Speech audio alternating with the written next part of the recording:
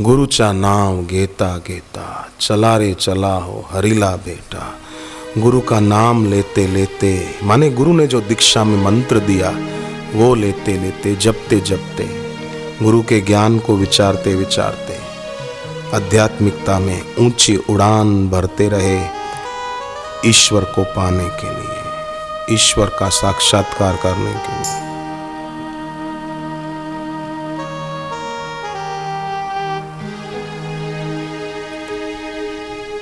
तो बहुत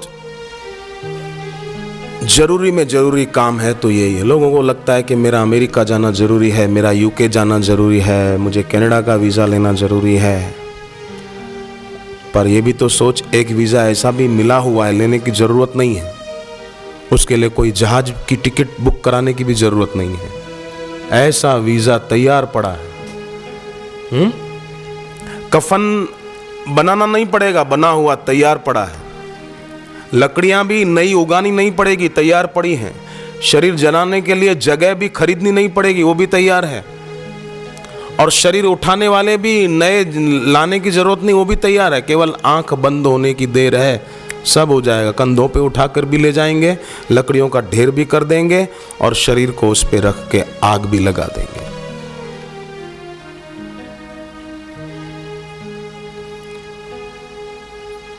जिस तन को तू सजाता वो धूल में मिलेगा, सब देखते रहेंगे अग्नि में वो जलेगा।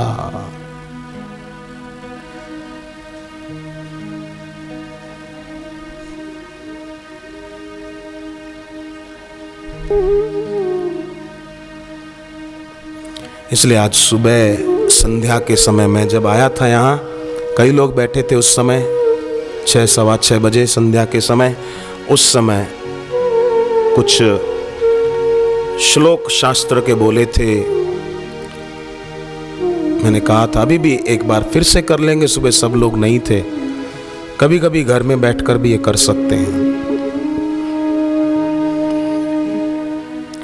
इन आंखों से दर्शन तो यहां सत्संग में करते ही हैं, पर घर पे बैठे तो सुबह दर्शन करें अपने गुरुदेव के, मन की आंखों के आगे भावना से कि मेरे गुरुदेव हैं और मैं हूं, बस तीसरा कोई है ही नहीं।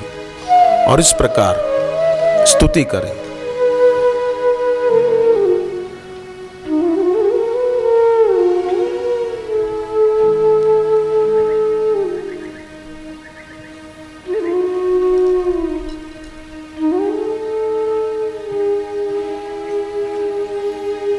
अखंड आनंद बोधाय, अखंड आनंद बोधाय, शिष्य संताप हारिणे, शिष्य संताप हारिणे, सच्चिदानंद रूपाय, सच्चिदानंद रूपाय, तस्मै श्री गुरवे नमः, तस्मै श्री गुरवे नमः। अखंड आनंद का दान करते हैं, ज्ञान देते हैं,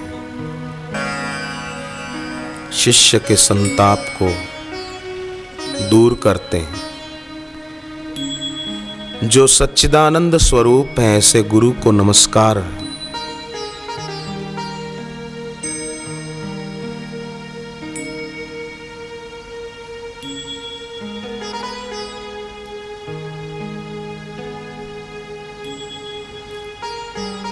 और ऐसे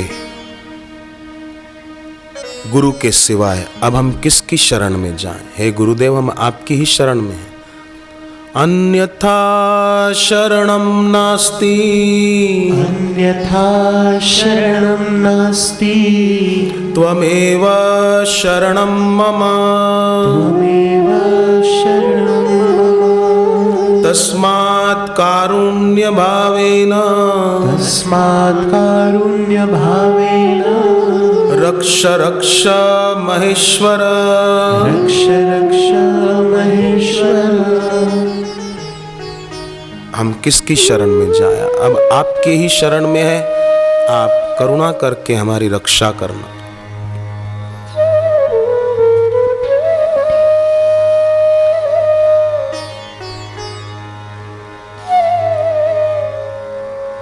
हमने उनको प्रार्थना की तो उन्होंने भी कृपा करके हमें भगवान नाम दिया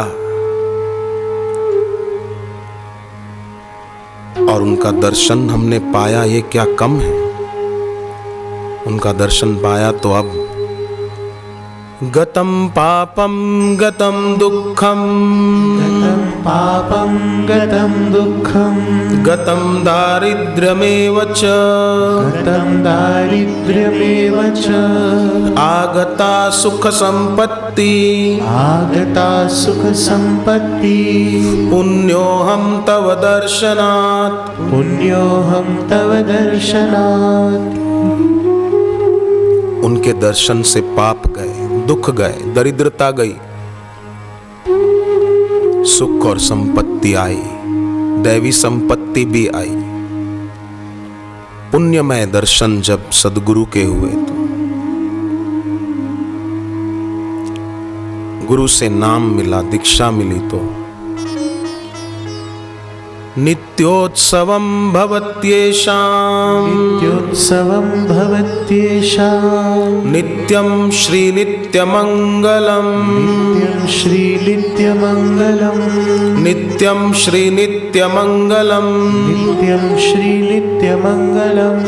येषां हृदिस्थो भगवान्, येषां हृदिस्थो भगवान्, मंगलाय तनो हरि, मंगलाय तनो हरि।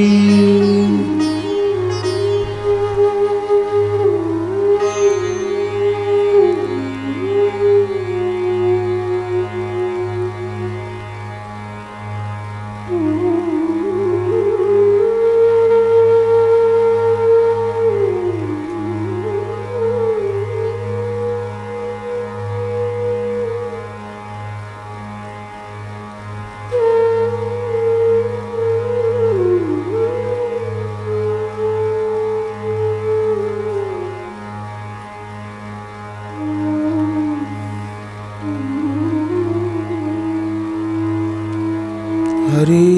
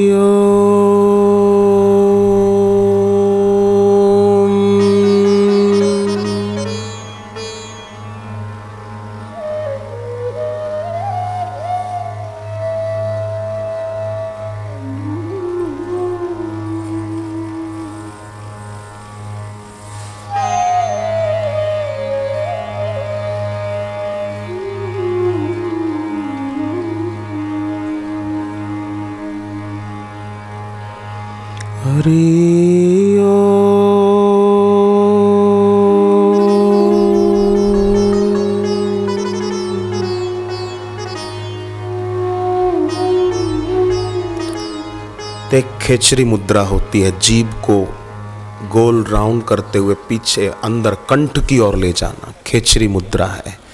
ये ध्यान साधना में हमें और आगे बढ़ाती है। दूसरी विपरीत करणी मुद्रा है, सर्वांगासन जिसे कहते हैं, आश्रम की योगासन किताब में देख सकते हैं, कर सकते हैं, बड़ा सरल है। तीसरी शांभवी मुद्रा है। शांभवी मुद्रा इसका नाम क्यों है कि भगवान शंभु के द्वारा साधित होने से ये शांभवी मुद्रा कहलाती है। ये भी आसान है। सुबह बैठे थोड़ी देर अपने इष्ट अपने गुरु की तस्वीर को अपलक नेत्रों से निहार कर फिर आंख बंद करके बंद आंखों से आज्ञा चक्र पे ध्यान केंद्रित करना। तिलक पहले लगा लेना, या तो गंगा जल से ही तिलक कर लेना, या चंदन पाउडर हो तो उसमें गंगा जल मिलाकर थोड़ा सा 2-3 बूंद चाहिए और क्या, उसका तिलक कर लिया और फिर बैठ गए। थोड़ी देर अपने स्वामी के, अपने गुरु के चित्र को देखा, फिर आंख बंद करके आज्ञा चक्र पर ध्यान केंद्रित कर देना। ये शांभवी मुद्रा कहलाती है। इसमें अगर मन इधर उधर जाए तो श्वास को बीच में रोक दिया जाए।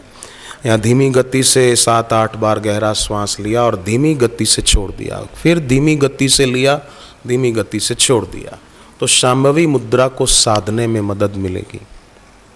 चौथी, भूचरी मुद्रा। सामने जमीन पर दृष्टि स्थिर कर दी बस। पांचवी, अगोचरी मुद्रा। नाक के अगले हिस्से पर दृष्टि को स्थिर करना अगोचरी मुद्रा कहलाती है। छठी, महामुद्रा। दोनों पैर सीधे सामने रखकर बैठे, फिर एक पैर को मोड़ दिया, एक पैर सीधा रखा। जो पैर सीधा है उसके घुटने पर अपना सिर रखना और दोनों हाथ से पैर का पंजा पकड़ लेना। ये महामुद्रा कहलाती है। फिर जो पैर सीधा था उसको मोड़ दिया, जो मोड़ा था उसको सीधा कर दिया, और जो पैर सीधा किया उसके घुटने पर अपना सिर लगाना और हाथ से पैर का पंजा या अंगूठा पकड़ लिया। ये महामुद्रा करने से भी मन जप में और ध्यान में लग जाता है। न लगता हो तो ये मुद्राएं बहुत मदद करती है। तो ये बड़ी आसान है, आप समझ भी गए।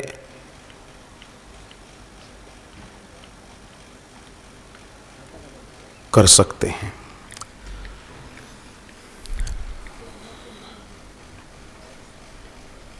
एक बूढ़ा आदमी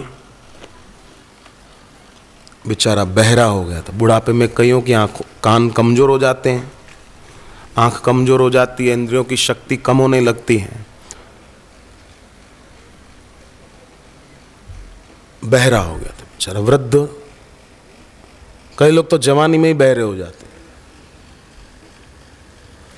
कई लोग दूसरी बातें सुनने में बहरे नहीं होते, पर अपने हित की बात सुनने में बहरे हो जाते, सुनते ही नहीं है अपनी भलाई की बात। अपनी भलाई की बात न सुने वो बहरा ही है। तो एक वृद्ध दादा बेचारे बहरे हो गए थे, सुनाई नहीं देता था। बहुत जोर से कोई चिल्लाए तो मुश्किल से सुन पाते थे। पड़ोस में एक जवान लड़का बीमार हो गया और ऐसा हो गया कि अब वो ठीक हो ही नहीं सकता, ऐसी हालत हो गई। तो आसपास के लोग सब देखने के लिए आ रहे थे। दादा ने सोचा कि मुझे भी जाना चाहिए, नहीं तो अच्छा नहीं लगता व्यवहार में ऐसा। फिर सोचा कि मैं तो बहरा हूँ, मैं बात कैसे करूँगा, वो कुछ बोलेगा तो सुन ही नहीं पाऊँगा। तो फिर वृद्ध ने सोचा कि कोई बात नहीं, किसी बीमार के पास जाते तो इतना ही बोलते ना, क्यों भाई ठीक हो, तो वो बोल देता है कि हाँ भाई ठीक हो रहा हूँ, तो बोल दूंगा कि हाँ बहुत अच्छे बहुत अच्छे। फिर मैं पूछूंगा दूसरा सवाल कि किस डॉक्टर से इलाज चल रहा है, वो कोई डॉक्टर का नाम बता देगा कि फलाना डॉक्टर, तो बोल दूंगा हाँ बहुत अच्छा डॉक्टर है वो, इलाज कराना उसी का चालू रखना, बोल दूंगा। अब वृद्ध गए तो पूछा कि क्यों ठीक हो, वो बोला क्या ठीक हूँ, मौत के करीब जा रहा हूँ। तो बूढ़ा बोला बहुत अच्छा, ईश्वर की कृपा है तुम पर, बहुत अच्छा हो रहा है। उसको लगा कि ये क्या बोल रहा है, बोले हाँ हाँ ठीक कह रहा हूँ, बहुत अच्छा हो रहा है, तू भगवान की बड़ी मेहरबानी तेरे पर। वो बोलता मैं मौत के करीब जा रहा हूँ, ये बोले बहुत अच्छा। बीमार युवक को लगा कि न जाने किस जन्म की दुश्मनी निकाल रहा, मैं मरने पड़ा हूँ, बोलता बहुत अच्छा।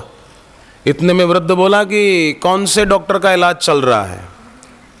बूढ़े ने सोचा था कि कोई डॉक्टर का नाम बोलेगा कि डॉक्टर माथुर का इलाज चल रहा है या डॉक्टर गुप्ता का इलाज चल रहा है, तो बोल दूंगा बहुत अच्छे डॉक्टर हैं वो।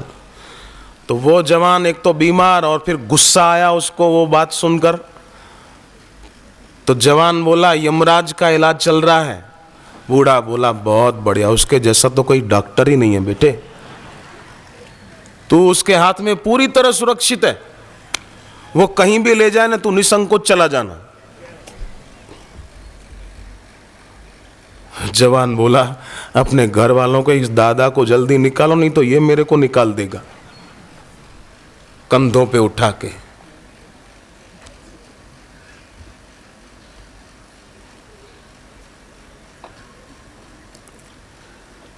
अब देखो, किसी के जीवन में दुख है और वो संसार में किसी और को अपना दुख सुनाए तो उसका दुख मिटेगा नहीं। जैसे इस जवान का दुख मिटा और बेचारा परेशान हो गया। मैं बोल रहा हूँ यमराज का इलाज चल रहा था, ये बोलते बहुत अच्छा डॉक्टर है वो। संसार में कोई व्यक्ति हमारे दुख को मिटाने में सक्षम और समर्थ नहीं है, ईश्वर के सिवाय, ईश्वर प्राप्त गुरु के सिवाय। इसलिए किसी के जीवन में कोई दुख हो ना तो दूसरों को अपना दुख मत सुनाना, अपना दुख उनके आगे रख देना, गुरु के आगे रख दो, ईश्वर के आगे रख दो।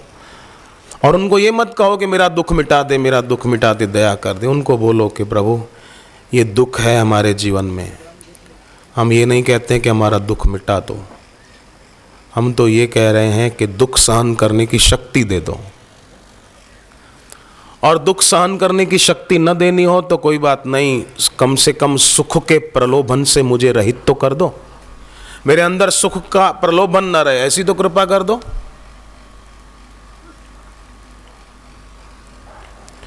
तो ईश्वर गुरु भक्त की इस प्रार्थना से बहुत खुश होंगे और भक्त को वरदानों से भर देंगे।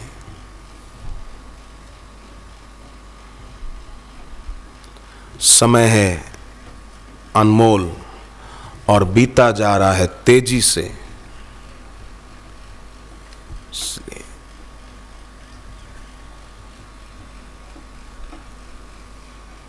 जीवन पथ पर यात्रा करें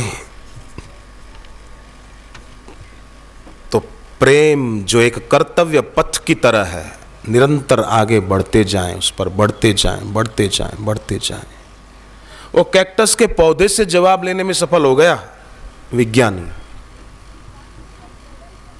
तो साधक सफल क्यों नहीं हो सकता है? कई साधक सफल होते हैं, उन्हें गुरु कृपा के और गुरु के आशीर्वाद से बढ़ती हुई साधना के कई अच्छे अच्छे अनुभव भी होते हैं। ऐसे कई साधकों को मैंने देखा है, मुझे उनको देखने का सौभाग्य प्राप्त हुआ था।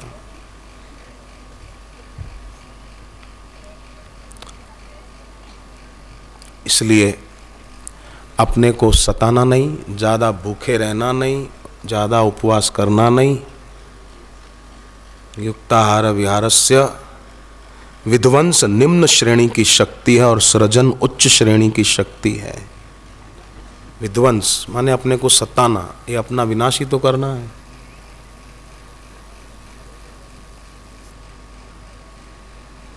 गुरुचा नाव घेता घेता चला रे चला हो हरिला बेटा। न स्व पीड़क बनना न पर पीड़क बनना, खुद भी दुखी मत होना, दूसरों को भी दुख देना नहीं है।